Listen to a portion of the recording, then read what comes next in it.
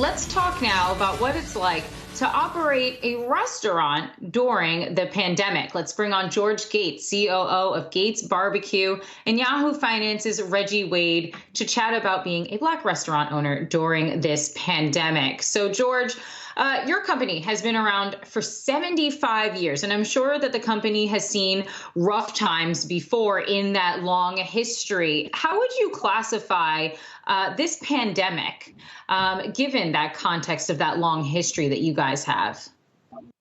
Are you trying to measure it from 1 to 10, or how is this going to be measured? Can you even put it on a scale of 1 to 10? Where would it be on that scale? Well, this pandemic is a little different than the other challenges we had in the past.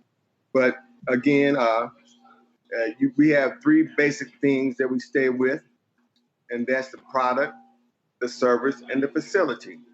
And with restaurants, if you have those three basics in place, you normally can just outrun the rest of the challenges you have. But we have had challenges. George, Reggie Wade here. I could see over your shoulder that the community looks like it's supporting Gates. What has it meant during this pandemic for the community to come out to support you? Oh, man, it's been wonderful. The community, the city itself has been great. There's been a lot of excitement in Kansas City just because of the Kansas City Chiefs, which brings people out. And when people are out, they feel better. When they feel better, they buy more. And so we've been recipients of those things that happen throughout the city.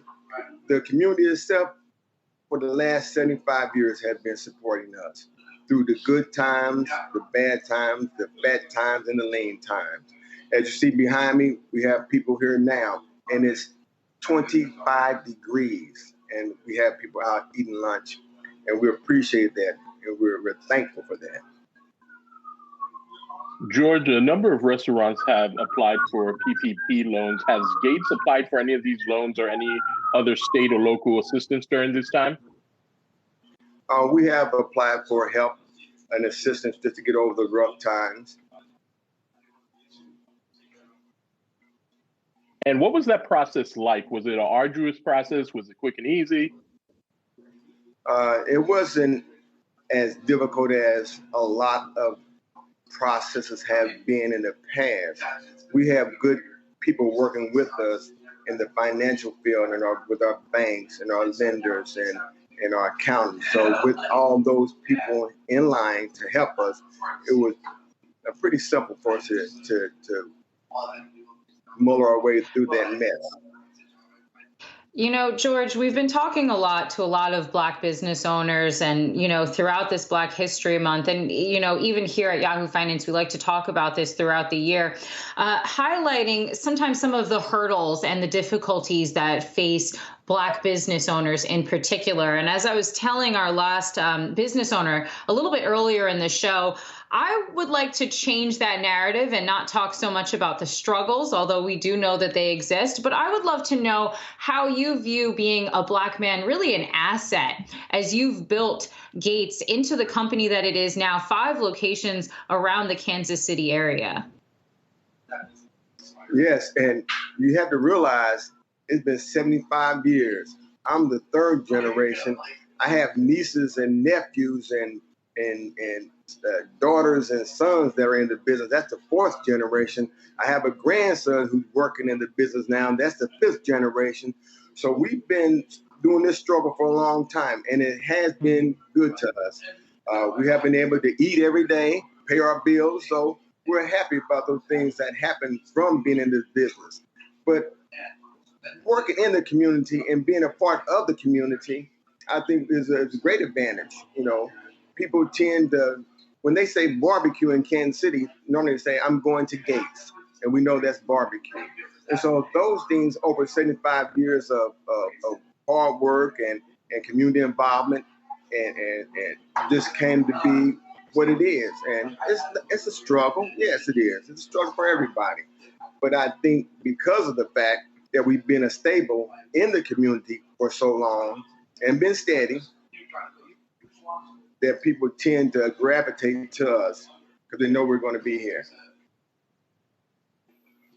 George, I have to ask, what's on the menu today? I was looking a little bit online, and it all looks so good. So what we got today?